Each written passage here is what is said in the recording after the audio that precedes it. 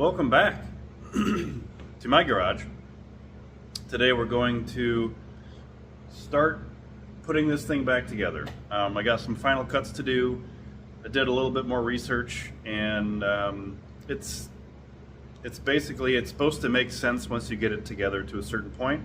So we're going to do that. I'm probably going to mount the tubes, or the plates for the tubes, down here. If you remember where we kind of cut into our K-member a little bit accidentally, we're going to go ahead and start some plates there and kind of go from there. Said this is a learning experience for everybody involved. I got enough research, but I'm going to see what happens. So first off, like I said, I got to even these cuts up because they were a rough cut. And then up top is going to be my last, like putting that plate up here is going to be my last thing. We're going to mount the plates down here. They tuck up against in this pocket. I might flatten this a little bit because it's got some stuff in there. And then I got to, like not F up the K-member anymore. I'll probably even that off, put a little bit of paint on it, because like I said, I barely just got that. Like, it's enough where I can actually curl it with my fingers. So just put a little bit of paint on that so it doesn't rust. This is also chromoly, so yeah. And then we'll do a final cut up top, and it'll make a lot more sense when I have the tube and everything here. I think the first thing I'm going to do is put it up on jack stands. Not all the way up, but I'm going to do it where I can measure from that part of the K-member, and it's going to be even within a 1/16 of an inch or less. I'm going to measure it now, but I think with the suspension pliability, I think you really want it to be rigid, because we're going to be doing side-to-side measurements, and then we're going to be doing crossways. And then when I add the plate onto this guy, there's going to be a certain amount that comes back and forward. We're going to have to mount and dismount the whole front end, which is over here. I'm going to have to unstitch the cross member on this, so we can mount it so that way the fenders, when they go back on, they're going to retain their factory positioning, and then I can build tabs off of the bars that come here for the rest of it. Now, I don't know how much of this I'm going to film. I'm going to try to do as much as I can, but it's going to be a lot of work, and I've got a few days to do this week. We should get pretty far, if not finished. Maybe I'm making this a bigger deal than it is. I don't know, but I mean, I do kind of like it stubby like that. If we could just get the engine far enough back, I could just put the bumper just right there and really cut a lot of weight off the front. So, all right, let's get started with all that.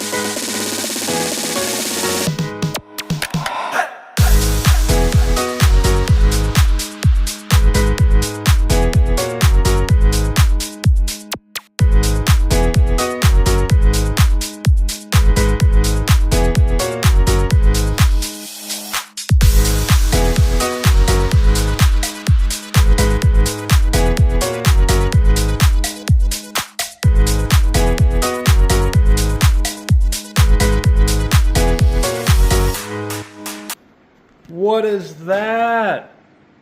Yeah. So I thought my shock towers were like perfect. Apparently the piece in front of here, that on the inside of the wheel, let's go back here, there's a reinforcement spot, and apparently this piece right here had space on it, so all the stuff from the gravel road that this old lady used to live on went right in there and then rotted out that side. This side looks fine. I mean, fine's a relative term because of that. But structural wise, I want to make sure that I take care of this. I cleaned this all out best I could. I'm gonna get a little piece and then weld it in there just for posterity, because the pinch weld is actually right here. This is not a crack, this is just a piece of my stuff. So yeah, we'll fix that. Everything else is really solid. There's no, like, the typical spots right here where it actually weakens the frame. Back here, this one's great. This is actually not a rust hole. This is one of the weird, like this guy, just weird fox body holes. But I'm still probably gonna put some weld in that real quick. Same thing, you can see it right here. That is not a hole, it's not a rust hole, that's something else entirely, or it's a rust hole. We're gonna pretend it's not. And here, this is just surface, there's no, I mean, it's solid. So this, funny enough, started off as that and then ended up as a rust hole. But otherwise, we're good to go. So I'll fill this in, and working on cars, of course, you know, this is gonna take me an extra half hour to 45 minutes at the very least. Especially less junk down here. It's gonna arc and spit at me and it's gonna look like shit.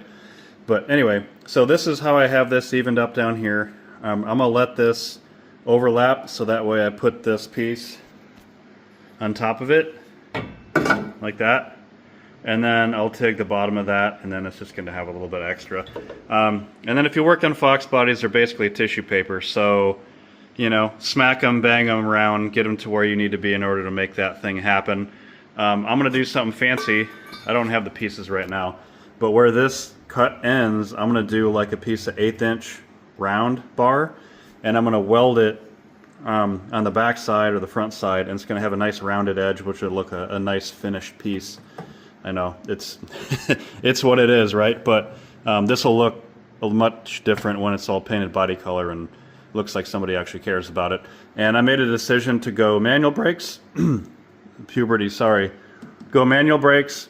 We're taking out the vacuum, because when I'm going on this side and I'm taking out the header bolts or spark plugs or whatever, I'm just raking my hand on this, and I don't know exact design of the headers I'm going to have, so I'm just going to make myself as much room as I can. So this will move that back about 6 inches, and then I'm going to do what I did on that car, because that has manual brakes, just because the twins make it it's impossible, like it touches.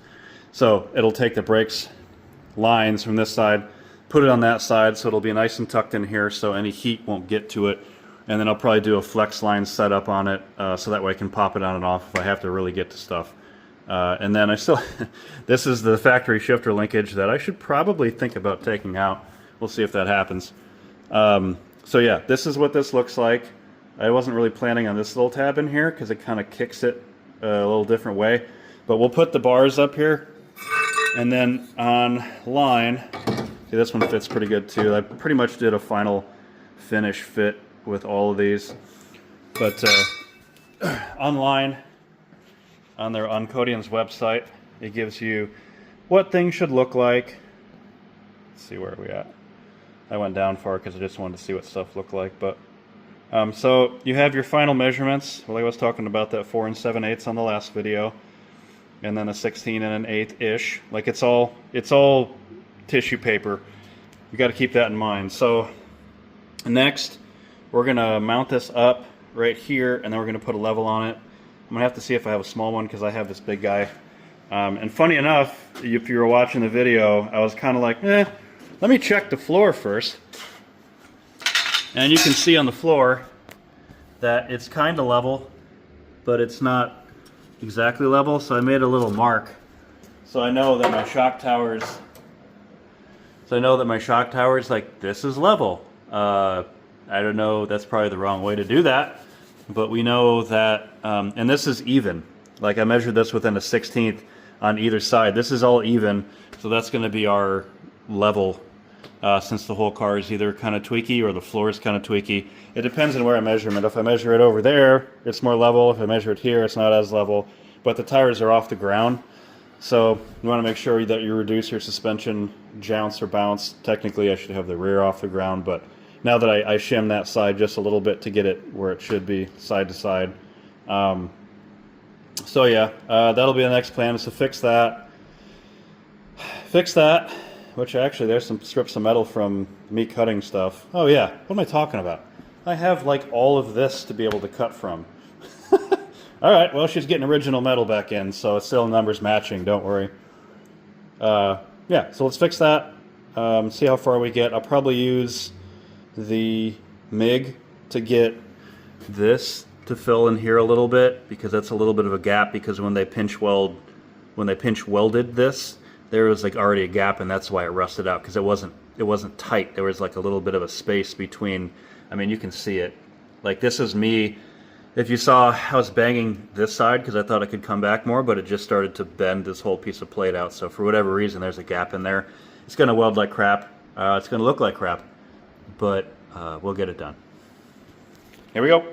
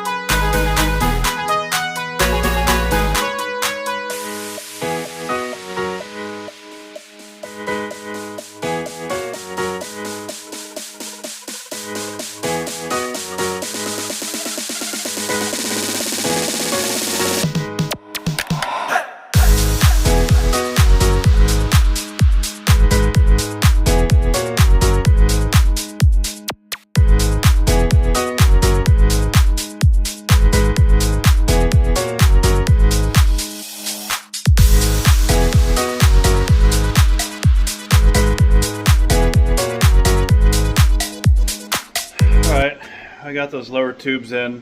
I'm gonna show you some things that I guess we'll see when it's all done, what exactly, how it shakes out, because, yeah, whatever, I'll show you. Alright, so I've had this thing forever. I'm pretty sure it was my dad's Craftsman. Anyway, so I assume we want to match angles with the frame rail, right? So right now, this one is about it's got about a 1 degree lean back. Hold on. There we go. Come on. Yeah, man. Alright. So it's got about a 1 degree lean back. So that means it's leaning back 1 degree, right? So match that angle here. Yep, 1 degree-ish. Now, this part confused me a bit. So the underside of this has like a plug weld on it for some reason. So I can't really use that. So I'm using the actual like frame, right? So it's evened up. Now this one shows like a 3 degree lean back, a 3.5 degree lean back. So I matched that on this pretty much exactly. My only thing is that now this is, I mean, I'm going to measure, I can even show you right now because I haven't even done it. I guarantee that we're going to have height differences in these tubes. This is really tricky to do with one hand. When in doubt, use your mouth. Okay, so because right now, a little bit more. This tube is about 25 at the bottom of the tube. I guarantee this is going to be different. Yeah, look at that. We're already a 1/2 inch off because of that. So, what do? You split the difference? I mean, I would. The front end's in the air about 1 inch or 2. I mean, because the good thing that, like, so you have it, I have it tacked up in 4 different places, 4 or 5 different places, so that way I can kind of tweak this. So what do? Do we pull this one up a 1/4 inch and push this one down a 1/4 inch? I don't know. You know, what do we? Right now, you're supposed to be able to be even-ish, and it is. Not really. No, we're off. So this side needs to come up because that makes sense. There we go. So, and that would give us about our 1/2 to 1/4 inch. So I think I'm just going to split the difference, and I'm going to tweak that one down and that one up a 1/4 inch. And then we'll have our good like base line, and then we'll have to go side to side because the frame rails, like they say in the instructions, they come in a little bit. They're not exactly parallel to each other, so you're going to have some come in, and then this is going to come in. But yeah, that's where we're at right now. I mean, you know, like I said, these things are wet paper bags. I don't really know which one to go off of, so I'm just going to split the difference and tweak that. And then we're going to start on the upper and see where that's at. And then we're going to go, let's see. Oh, well, I would show you. Oh, there we go.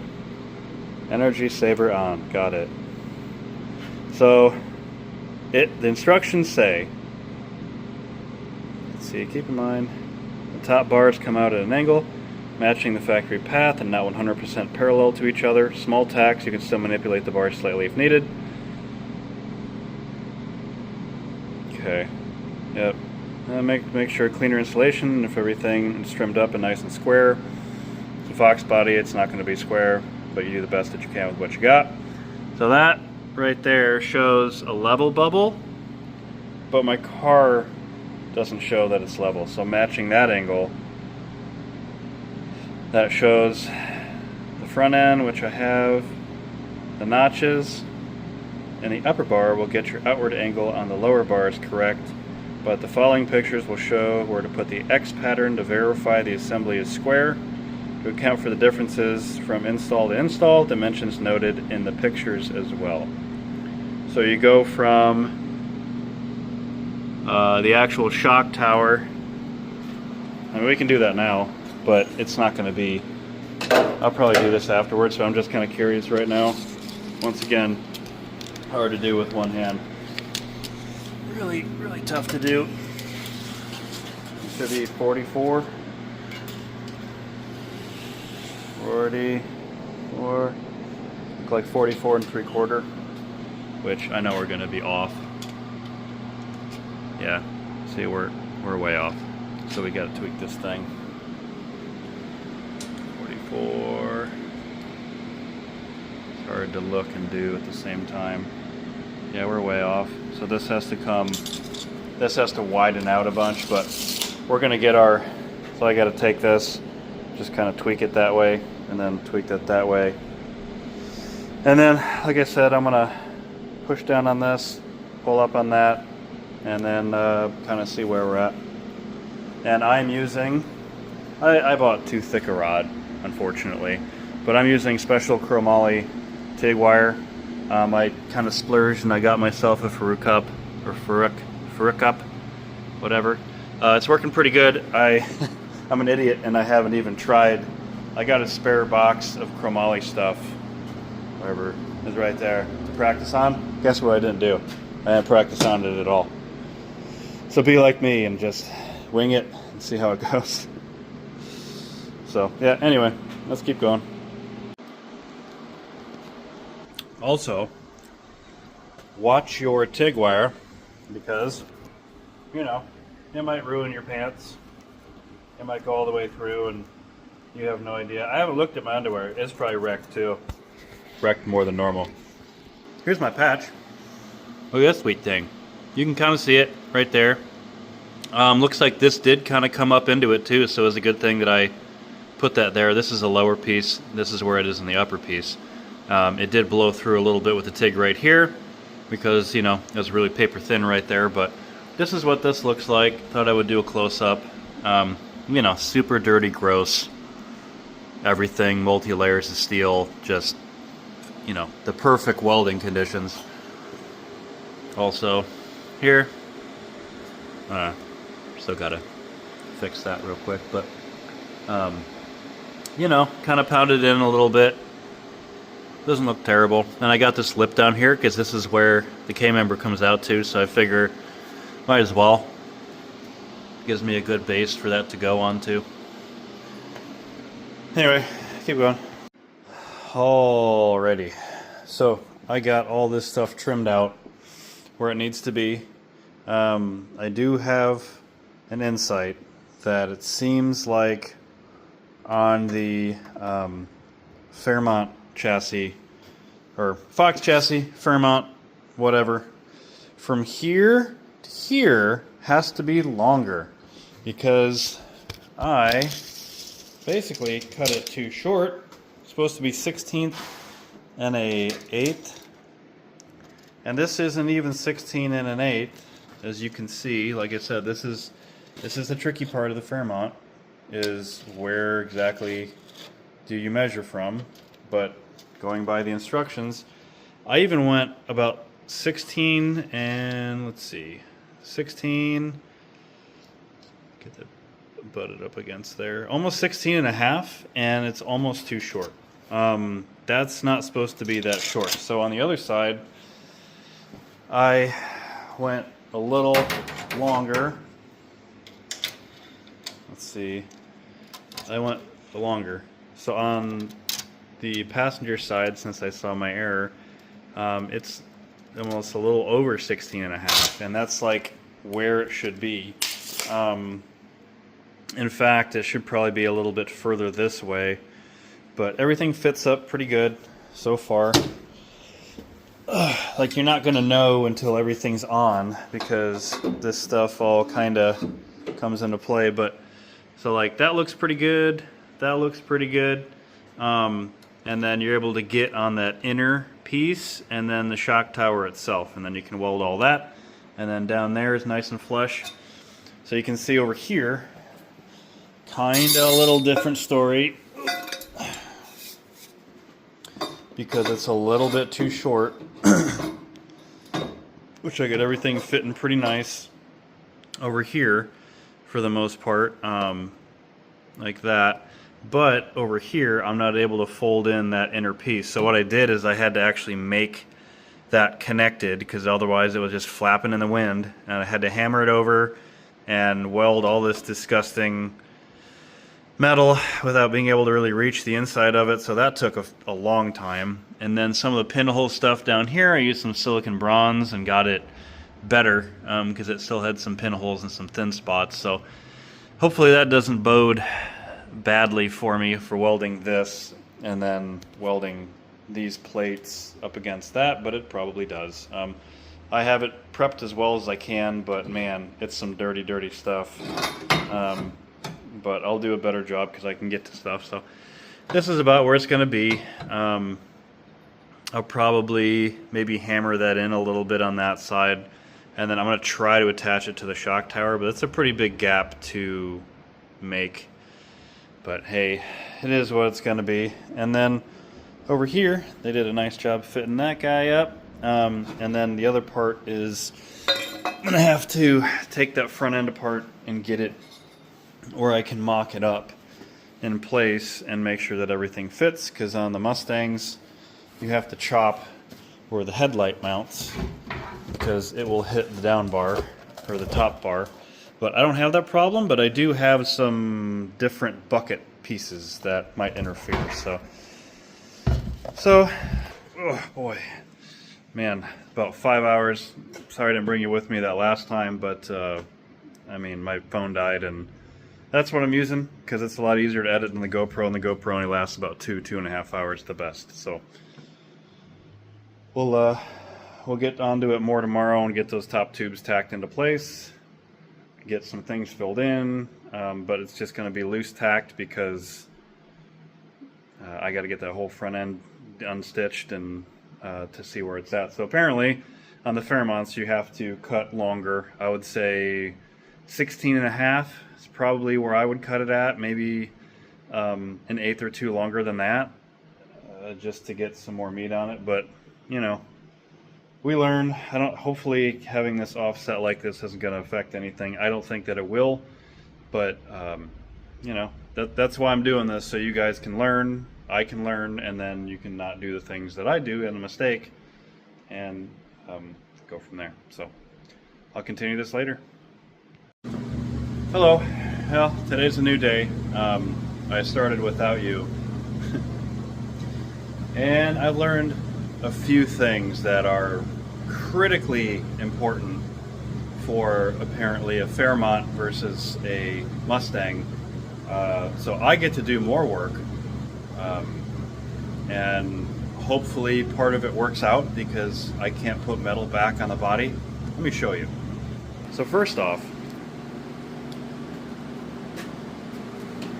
on their website they give you these two measurements, right? You need 83 degrees between the upper pipe and then the outer angle. So first thing I did accidentally was mess that up, but I got it somewhat corrected, and like they state, it's important that you do it evenly, then you do it exactly to the number that they have. So right now they're both about 84 degrees, which is pretty great. All right, so I had to cut off and retack that to get it because it was at about 86 degrees.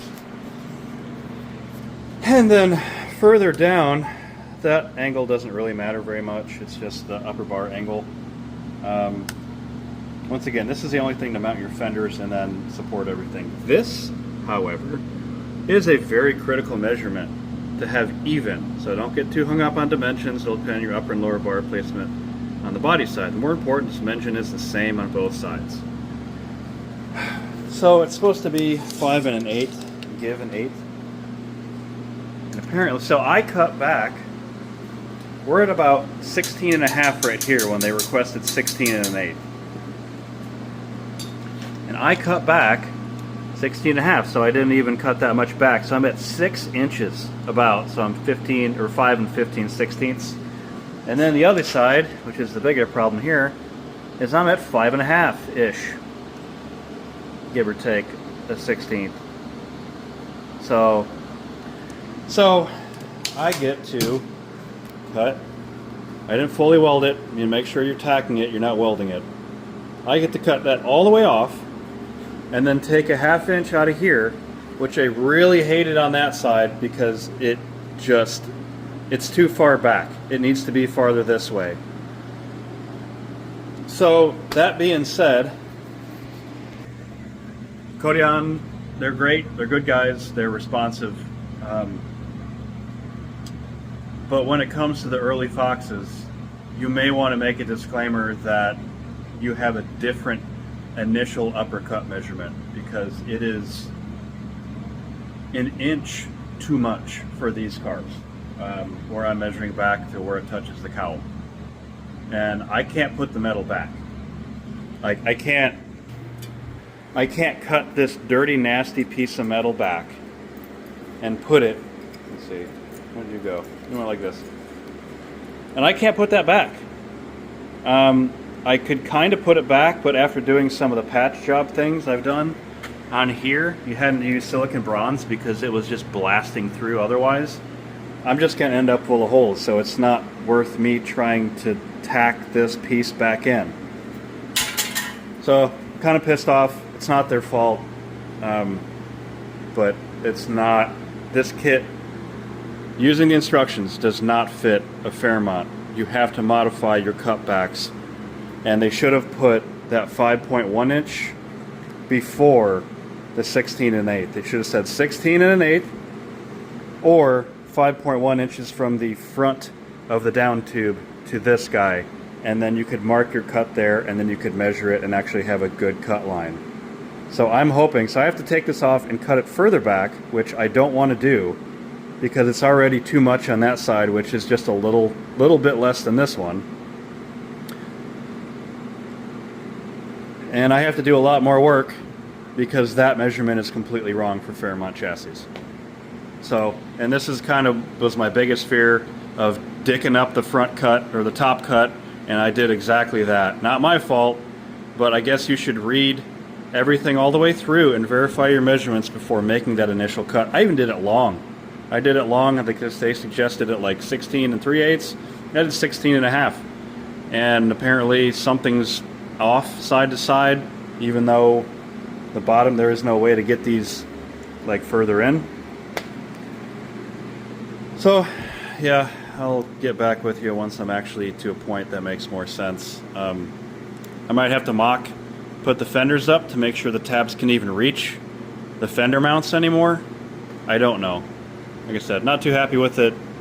Not their fault, not my fault. It's just chassis differences. And so Fox, these for Fox chassis, you have to be careful with Fairmont, LTD. Well, I can't say LTD. You have to be careful between the Fairmont and the Mustang chassis because there are differences in this cowl end. So I don't know if on a Fairmont, like this edge would be a good one to measure to, or measure from. I don't know, but on the pictures they say where it stops, and it stops right here. So, all right, well, I'll keep going, let you guys know. All right, well, we've gotten a bit farther. I did a few bits of final welding and a bunch of tacking, and well, maybe I didn't mess up as bad as I thought I did. I remember I was talking with Tom Weeks, and he said something about make sure that upper bar is in place before you put the core support and everything in, and make sure that everything fits because it won't go past some of the headlight buckets. So here's what I'm seeing. So interesting enough, here is how close it is. Currently I saved my upper core support just to get the fenders aligned and kind of have an idea of where stuff's going to be. I really like that. Tom Weeks did it better. He saved like this piece up here, which I don't know what I was thinking. I cut that apart and I was like, wait, I need this piece. So anywho, so what's nice about this though is it gives you a starting point for all of the mounting pieces up front. The fenders have the headlight bucket mounts in it. This I had to, this is where I was disassembling it and I kind of messed this up, but it works. And I can even use the factory latch if I want. Thing is, there's not any support now with this, so this is pretty flimsy. But we do have the upper mounts that locate all this front end. And if this was, remember how we needed to be 5 1/8, and we were about 5 7/8. If this is forward more, it's gonna hit this core support, I'm pretty sure, or it's gonna be super duper close. You can see how close it is to the marker here. So if it was that way, let's see. If it was that way, another inch, it wouldn't fit it wouldn't fit that light. So yeah, I guess it has to be back there where I have it cut. Let's see which is the final, and it's different on either side. Kind of sucks. Oh, well, right there. Right now it's at clear up. And this is different because the fender's on. But it looks like it's about a 16 and an 8. Pretty much exactly where it was supposed to be, but it measured from there and not the edge over here. Interesting. Interesting. Well, maybe I did do it correctly. Look at that. So anywho, only thing I got to build now is the mounts down here for the rest of this front end, which will stabilize it up. And then I will probably do some sort of support, like coming off the front from here to here. It'll come under here and maybe I'll triangulate it. I'm not sure, just keep the front end from flopping. And I did do a final weld on the bottom. They're not great, but I did use some silicon bronze, and I was blowing through the back part. This one, oh man, that was a struggle. That sucked. And then the underwelding with the TIG was a nightmare also, because I had to make it super long. But that's where we're at currently. I'm going to see if I can work on it more tomorrow. I'm pretty confident doing a final weld up the top and tying it all in together. The only thing is putting the bottom radiator, or basically the bottom core, the bottom hoop, which is a 2-piece, which is this guy. It's got a slip pipe, and then it's got a plug in the middle, and then it goes like this.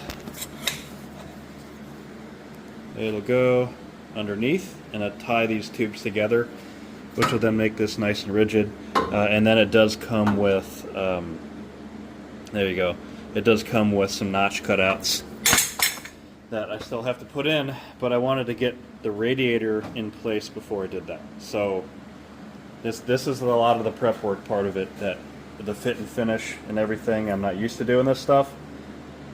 It's kind of freaky. I hope I didn't mess this up, because it's not like I can put a lot of it back. Anywho, we'll keep going, see if I can get working on this tomorrow and get some more videos up. Welcome back to my garage again.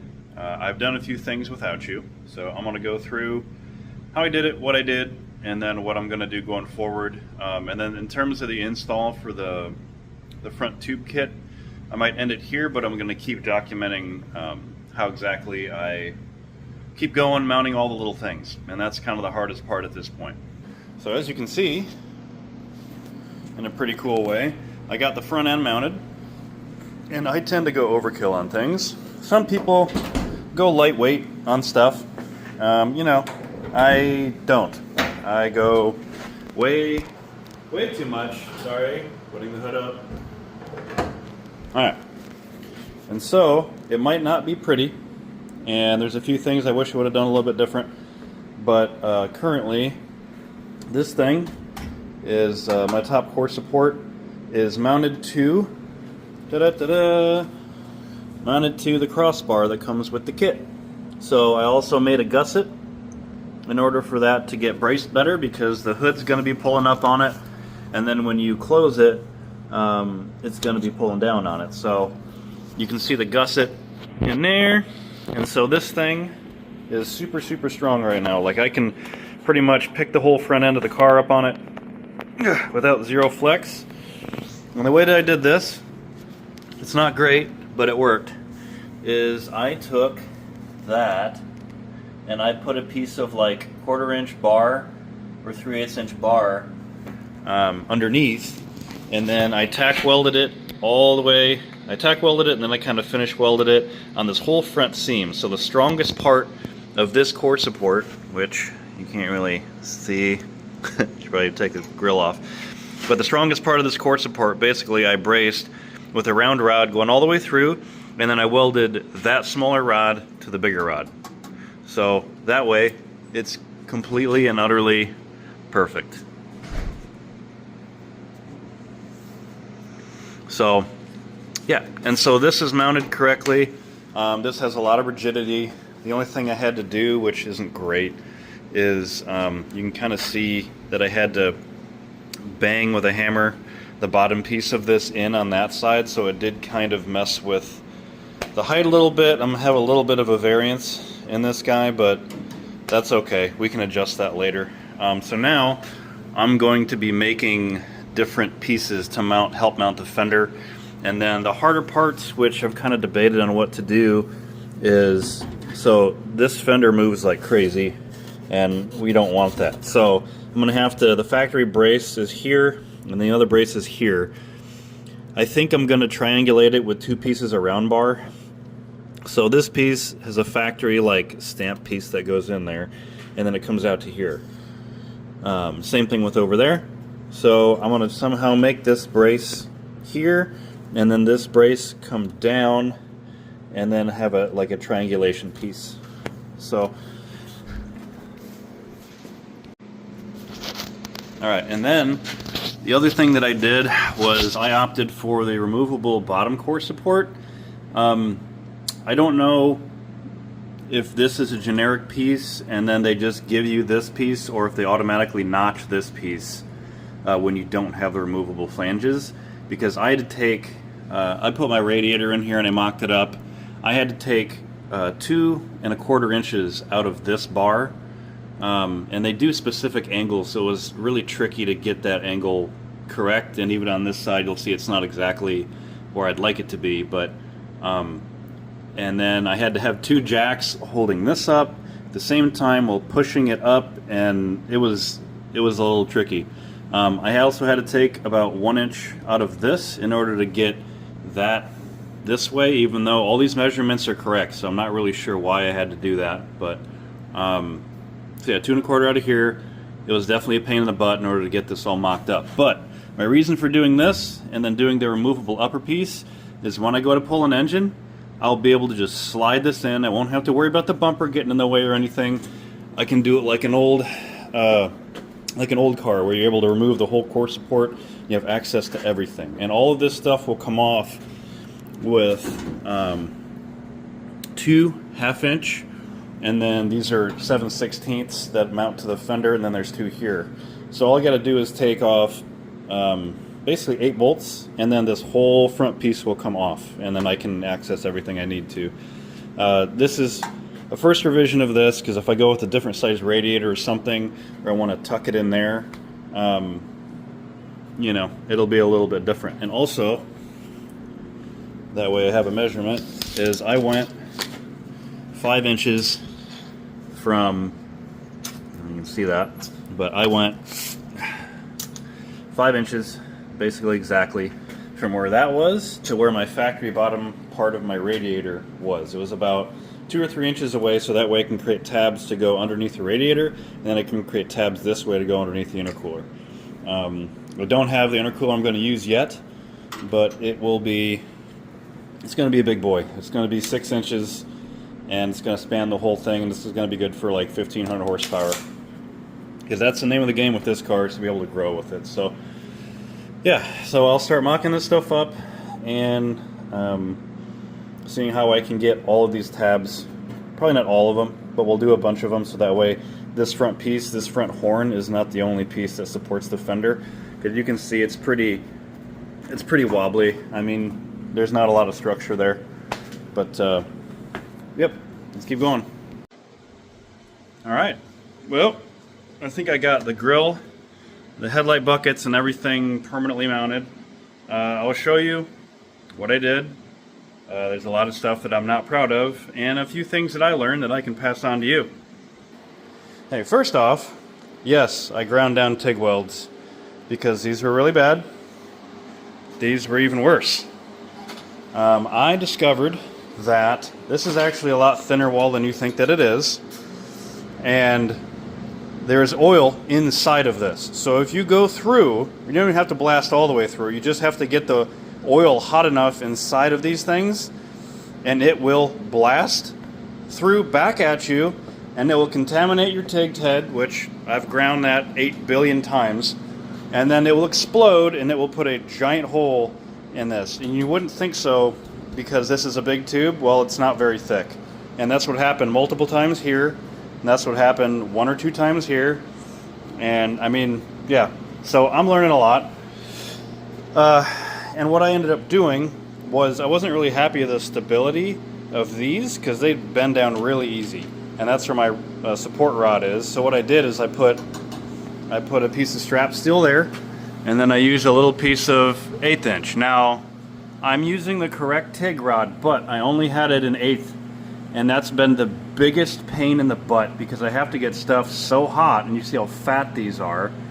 And well, I just switched to mild steel because I only have that in the 16th, and 16th might be a little bit on the small side, but man, it makes us such a better weld, and it's a lot colder, and you don't have to worry about as much. So please get multiple sizes of the correct chromoly TIG, because oh my god, I've been fighting everything. It's just been a pain in my ass. And then the bottom of the buckets now attached to these. Bottom of the bucket's attached to these guys, and it's pretty nice. So, and then the fenders, this goes to the side of the fender. It used to be on the bottom. I relocated it on the side, so now my fender doesn't flap in the wind. This is rock solid. I can pretty much stand on it. I don't think that I'm going to do more than just this tab because the fender's pretty solid. Between this and this, all you have is this piece that doesn't have like 2 holes in it, which I think is more than fine. And if it's not, I'm going to do like a piece of, I don't know, 1/4 inch plate or something all the way through the bottom of the fenders, and that should even them out, but I don't think I'm going to have to do that. The only reason I want to do that is because when you're working on stuff, when you lean your elbows on your fender, I'm worried about that a little bit. But other than that, that's done. I'm going to put everything back on for the millionth time, and then we're going to start fitting the bumper. I'm hoping the bumper lines up well enough to these where I can just take the factory flanges, which is what I've seen people do. Take the factory flanges here. I had to cut this out because this is where my intercooler interfered. But take these flanges and weld it directly to that tube. We'll see what we can get done. It'll be nice to tuck this up a little bit more than it is from the factory. And then I'm going to have to pop these out because this is where I also have my toe hook that goes all the way through here, and I have this like crazy welded on here to not pull off. And then this is only secured in the frame by that one giant bolt. So I'm going to do some slicing and dicing. If you do not have a metal bandsaw, get yourself one. They are so invaluable. I even saved the bottom radiator supports and just cut up the factory stuff. I still got to grind out the pinch welds, but if I can use these and clean them up, and this goes on the bottom of the radiator, I totally will. That'll save me having to make something. So all I got to do is just drill out a few spot welds, and then I have a nice little platform to set on here, or an extension or something, and then I'll be able to pop the radiator in there and have a nice supported, cushioned factory rubber. So that's where I'm at right now. I have gone through a whole bottle of Oregon, or whatever you're using if you're only using DC. So that was about $60-70 with a few things. And save all your clips, save all your bolts. Oh, see, gotta save that one. Save all your bolts and save brackets because you never know when you're going to be able to use them. Because right now I have all of these things cut up, ready to go out in the trash. For the most part, stock cord support. Rob the pieces you need off the cord support. Take all your clips off of them, all the bolts that come off of them, any fasteners that you think you might want to use, and then chuck them. So here we go. We're gonna keep rolling, get the bumper on there, and see where we can get. All right, so this is what I got done this week. The face is all back on it. I think it was in a little bit of an accident over here because this whole side was lower, so I had to slot a few things to raise that whole thing up. and you can see the paint is different over here. It's a little bit different shade, and there was a lot of shims down there when I took everything out. There was 2 of them, so I think this thing was smacked a little bit over here, and which kind of tweaked this. Had to untweak it, but look at this. So I was hoping that I could just, you know, slide a few things in and make a bumper mount work, but the factory stuff, the tubes are too high. So as you can see, this used to be my pole mount, so that way I could, you know, if I broke down, I could have somebody tow me. But you can see that the tube is right there. It's not, I was hoping it'd be a little bit lower, and I could just slide these mounts, which they do. They slide into the frame rail, but everything is way too high and it won't clear any of this. So this is as low as the bumper can go, about as far back as it can go, and this is called a bumper tuck.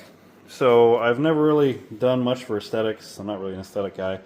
But while I'm mounting this, I might as well do a bumper tuck at the same time. I mean, look at the difference of, I'm pretty sure this was, the inside of the bumper was flush with this. So I'm gaining like 4 inches of tuck that way. And man, does it look good. I mean, look at that. She looks sleek. Sleek from the front. It's like somebody went buck tooth and then they got braces. Man. So I think I'm going to do this. I'm going to ditch all the factory hardware, and then I'm going to do this nice bumper tuck. Had to trim a little bit out of here because it touches the bumper, but that's just plastic. And man, does that look good. And then once we get an intercooler in there, I'm pretty much going to have to gut this poor bumper. It's going to have to be cut past here, probably about a 1/2 inch, because before the intercooler touched this guy that I had to trim. And so if you think about it, I mean, I'll have a little bit more room without the core support in there, but it's going to be a big intercooler and it needs all the room it can get. So currently, you know, it's just resting on the tube, so that's as low as that bumper can go. There's 4 holes, 2 over here and then 2 back there, so I'll probably make like a plate and mount between all of those holes, and then do like a half moon and then weld it right to that frame rail. I might cut back the frame rail about 1 inch or 2 and then do that, which I don't know what I'm gonna do for a like an emergency pole where that was, because I don't trust that. Kind of would go right into this. I do not trust this piece to be yanked on, especially if you're yanking on it and somebody goes hard one way, and so it takes a lot of force and it pulls it over. Not really a huge fan of that. I have faith in this kit, but I mean, I can still move this. Like, this is, it's all tweaked, or sorry, it's all mounted and everything's cross braced and all that as much as it can be. But like when I go to do something, I can still feel this move a little bit, which maybe I'm overreacting, but I just don't feel comfortable putting something on the front of this, and then say if somebody's pulling me and you add even more leverage over here and you pull this way, so say going around a turn and the engine blew up or something, I don't trust it. I just think that it would tweak the front end. I think these are really fragile, being chromoly, and then they're just welded to the bottom and the top with no in between.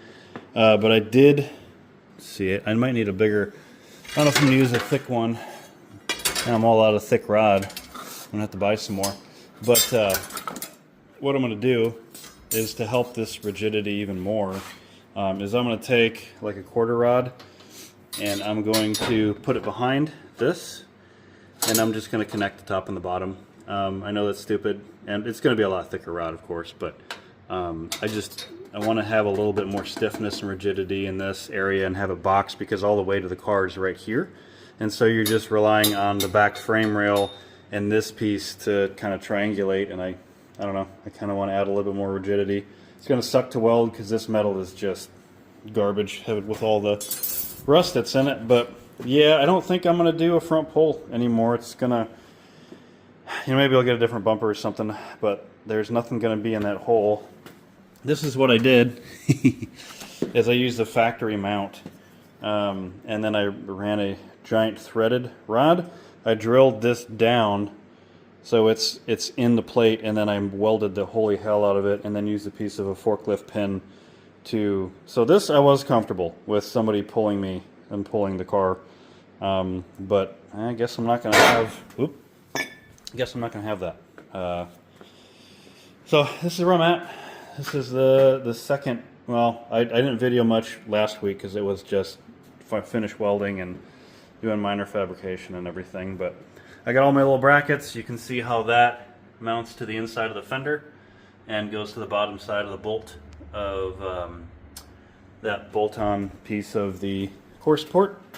It's pretty slick. It worked out really well. I just did a 180-degree twist, and then there's already a hole there in the fender that I just slipped a clip in, and then, like I said, you can see it just goes that bolt right there. Just had to shorten that just a smidge and make that work, but this front end is, and then there's my plates that hold the rest of the headlight and the grill and all that support. So it was weak and floppy before, but now she is super stiff, nice and stiff everywhere. I don't want stuff flapping in the wind.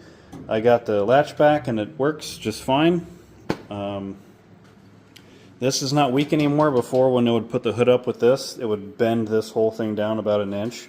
And then now, it's nice and stiff. Like I said, overkill, but I'd rather have overkill. And this car is going to be street driven, so I don't want to worry about things cracking or breaking. And everything turned out pretty good. Like I said, use the right size TIG wire. It makes a big difference. I think, what, a 3/16 is probably a better size. 16th is a little bit on the small size. 1/8 is too big. Yeah, so that's where I'm at. Just all the things I blew through on this poor thing. Just be careful. Don't be prepared to be disappointed, because there's a lot of things you're going to blow through, especially, let's get into the nitty gritty. Ugly. You can see where I had to use silicon bronze. Yep, that's it.